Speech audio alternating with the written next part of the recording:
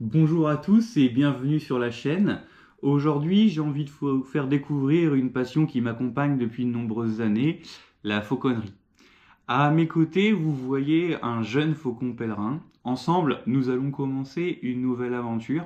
Sur cette chaîne, vous allez pouvoir suivre étape par étape tout son affêtage, depuis les premiers jours jusqu'au premier vol, puis son évolution au fil des mois. Je vous montrerai tout, sans rien vous cacher, la création du lien de confiance, les soins au quotidien, l'alimentation, le matériel utilisé, les entraînements, les réussites, mais aussi les difficultés que l'on peut rencontrer au quotidien. Mon objectif, il est de vous faire découvrir la fauconnerie telle qu'elle est réellement, avec une approche respectueuse de l'oiseau, beaucoup de patience et un immense respect pour ses capacités naturelles. Vous allez aussi découvrir d'autres rapaces, les différentes techniques utilisées selon les espèces, ainsi que les coulisses de cette pratique encore méconnue. Si vous aimez la nature, les animaux, et que vous souhaitez suivre l'évolution de ce jeune faucon pèlerin, abonnez-vous dès maintenant. Ce n'est que le début de l'aventure. Je suis ravi de pouvoir la partager avec vous.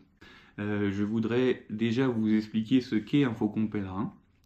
Donc, c'est tout simplement l'animal le plus rapide de la planète. Lorsqu'il chasse, il prend de l'altitude, replie ses ailes et plonge sur sa proie à plus de 360 km/h. À cette vitesse, l'impact est si puissant qu'il peut assommer sa proie immédiatement. Le faucon pèlerin, il faut savoir qu'il est présent sur presque tous les continents. On le retrouve aussi bien sur les falaises que dans les grandes villes, où il niche parfois au sommet des cathédrales, des immeubles ou des ponts. Pour lui, ces bâtiments remplacent des falaises naturelles. Sa vue est exceptionnelle. Il est capable de repérer une proie à plusieurs kilomètres de distance et de distinguer des détails que nous serions incapables de voir à l'œil nu. Contrairement aux aigles et aux buses, le faucon pèlerin ne tue pas avec ses serres. Il capture sa proie en plein vol grâce à sa vitesse, puis utilise une petite encoche utilisée sur son bec, je ne sais pas si on peut la voir là,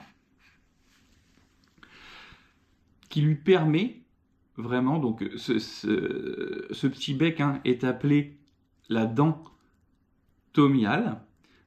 C'est comme ça qu'on reconnaît un faucon par rapport à une buse. Et donc c'est ce qui lui permet de sectionner rapidement les vertèbres cervicales de sa proie.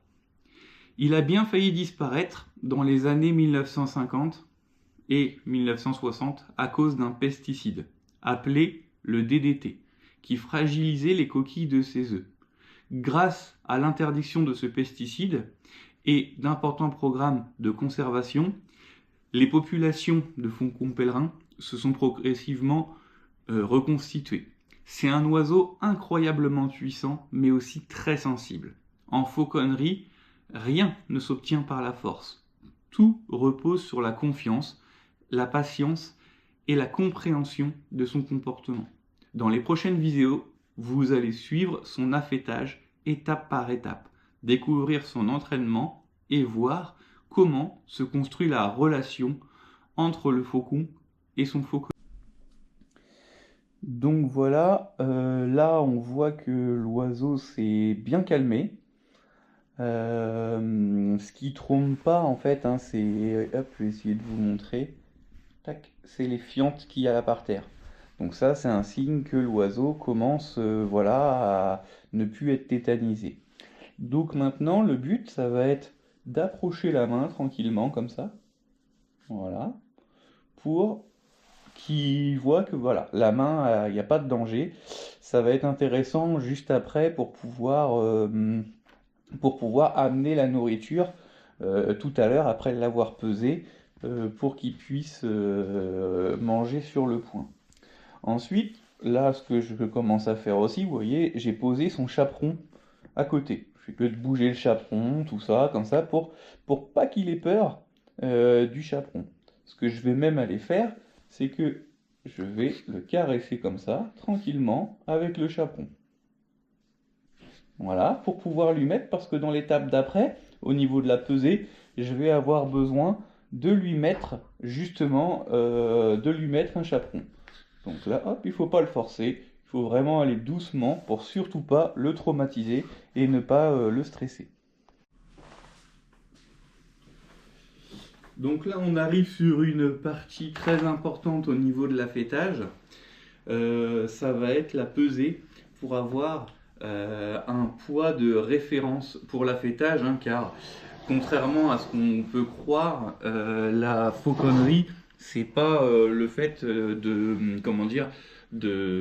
nourrir le moins possible l'oiseau pour qu'il soit affamé, etc. Donc là, l'oiseau a mangé hier, je vais essayer de le faire manger aujourd'hui, mais avant ça, je vais le peser afin d'avoir son poids de référence.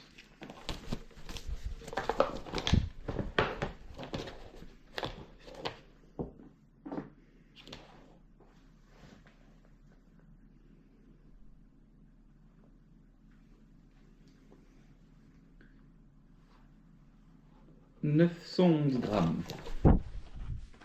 Donc voilà, l'oiseau fait 911 grammes. Donc il faudra jamais que je descende en dessous, lui retirer plus de 20% de son poids.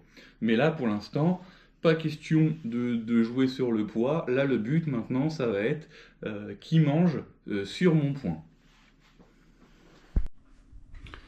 Voilà, après la pesée, pour la journée, on va poser l'oiseau sur ce que l'on appelle une perche kazakh. Donc les Kazakhs utilisaient ça pour dresser, donc affêter leurs aigles. Donc moi je l'utilise aussi pour les faucons, parce que ça va permettre parce que le faucon il soit donc toute la journée au contact des enfants, de tout ce qui se passe, de tous les bruits de la maison, pour l'habituer. Et en plus, donc sur ces perches, hein, quand il tombe, il ne s'abîme pas de plumes. Et le fait de remonter, ça doit les muscler énormément. Donc voilà. Le fait aussi d'être en hauteur, d'être plus élevé, ça les rassure beaucoup au niveau de sa sécurité. Donc c'est beaucoup mieux, hein, pour commencer l'affêtage.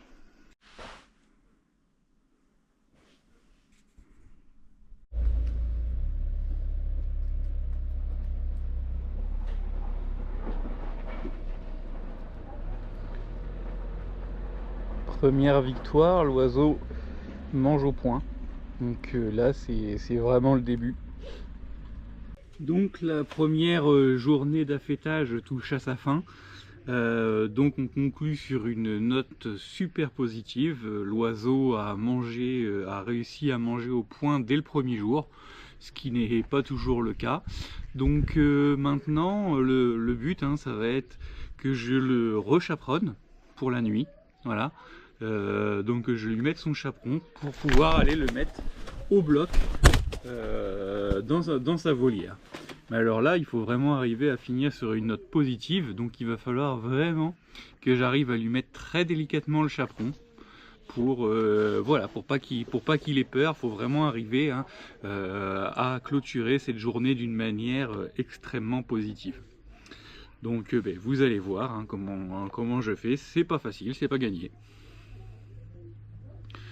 Donc tout doucement, voilà, je vais lui montrer le chaperon et au fur et à mesure, hop, il va aller le mettre tout seul, comme ça, voilà. Ensuite, je vais serrer les lanières. Et voilà pour la première journée de l'affêtage. Donc là, il ne nous reste plus qu'à le ramener au bloc pour qu'il puisse dormir en sécurité. Voilà, l'oiseau vient d'être remis au bloc. Sa première journée d'affêtage touche à sa fin avec un résultat très positif, hein, car on a réussi à le faire manger au point. Donc on va pouvoir continuer demain. Jusqu'alors on va le laisser tranquille, bien entendu, hein. Je vais me lever plusieurs fois cette nuit pour pouvoir regarder qu'il soit toujours bien chaperonné. Alors pourquoi on le chaperonne la nuit? Parce que en fait là, s'il avait pas de chaperon, il pourrait avoir un peu peur et il pourrait se mettre à tirer. Et s'il tire, voilà, sur les cailloux, il va s'abîmer les plumes. Il faut savoir que voilà, hein, en tant que fauconnier, on prend très grand soin aux plumes de nos oiseaux. D'ailleurs, hein, c'est comme ça qu'on voit la différence entre un bon et un mauvais fauconnier. C'est que le bon fauconnier, lui, les plumes de son oiseau sont toujours parfaites, alors que le moins bon, les plumes sont légèrement cassées. Donc voilà pour la première journée, on va pouvoir le laisser tranquille. Voilà, je vous souhaite une bonne soirée, je vous dis à demain.